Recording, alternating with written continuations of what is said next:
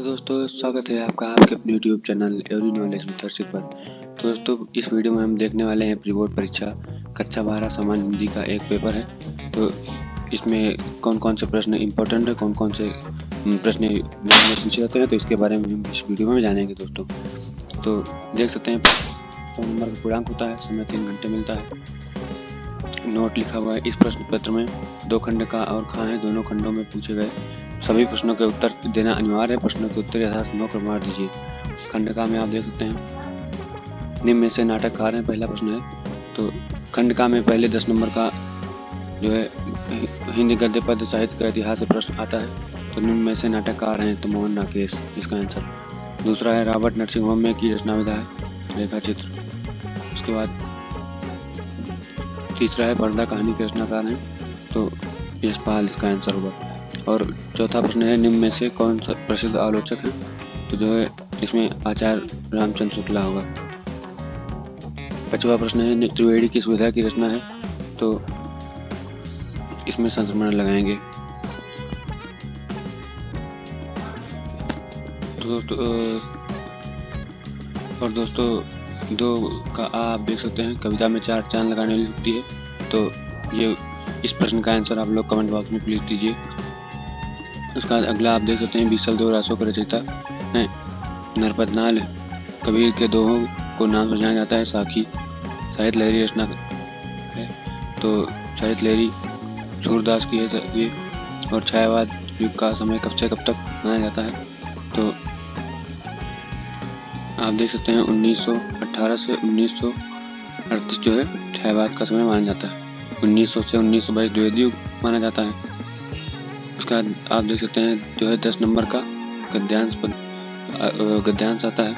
तो आप देख सकते हैं ये जो है पूर्वजन्य चरित्र और धर्म विज्ञान साहित्य कला और संस्कृति के क्षेत्र में, तो कला संस्कृत मिल गया। तो आप जान जाइए कि ये राष्ट्र का स्वरूप से जो लिया गया है डॉक्टर वागेश्वर अग्रवाल के।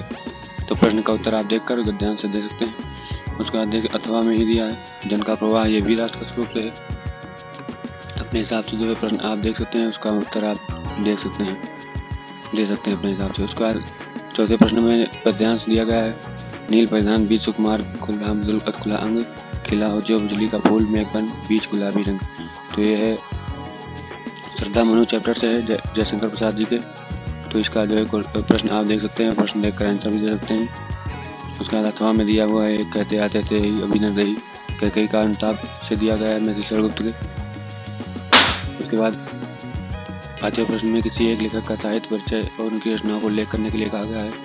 तो ये तीनों इम्पोर्टेंट हैं। उसके बाद किसी एक कवि का साहित्य परिचय और उनकी कृतियों को प्रकाश डालिए भी है, तो ये तीनों इम्पोर्टेंट है। उसके बाद द्वैता अथवा बहादुर कहानी का सारांश लिखना है या फिर पंचलाइट कहानी का सारांश लिखना है। उसके बाद अपने अपने हिसाब से आपके जिले में जो खंड काव्य लगता है उस खंड काव्य को लिखना है। उसका अथवा उसका दोस्तों जो है आलोक खंड काव्य जो है ये दिया हुआ है। फिर 8 नंबर आपका जो है ये संस्कृत गद्यांश महामना मालवीय से आया हुआ है। उसका बाद संस्कृत पद्यांश जो है आया हुआ है। उसका बाद मुहावरा आप देख सकते हैं दिए हुए हैं। फिर अपटे गद्यांश दिया हुआ है। फिर आप देख सकते हैं ये प्रश्न जो है कुछ दिए गए हैं नीचे। उसके बाद उसी गद्यांश से उसके बाद आप देख सकते हैं दोस्तों जो है अथवा में एक दूसरा गद्यांश दिया हुआ है। उसके बाद आप देख सकते हैं निम्नलिखित शब्द युग्मों का सही अर्थ चुनकर लिखिए। अम्बुज तो कमल और बादल ये होगा। वर्ण शब्द का उचित अर्थ रंग। और दोस्तों आप देख सकते हैं इन सभी अर्थों के किन्हीं एक में से सभी अर्थों में से किसी एक शब्द का जो है अर्थ लिखने के लिए कहा गया है। 2 अर्थ लिखना है। उसके बाद वन में रहने वाला वनवासी जिसे जान दास के लगे। उसके बाद गुलाब फूल लाल रंग का होता है वाक्य शुद्ध करने के लिए। उसके बाद करुण अथवा श्रृंगार श्वेत अथवा उत्प्रेक्षा अलंकार कुंडलिया अथवा सोठा ये लिखना है। उसके बाद पत्र लिखना है 2 में से 1। फिर 4 निबंध दिए हुए हैं, इन निबंध में से किसी एक निबंध को लिखना है।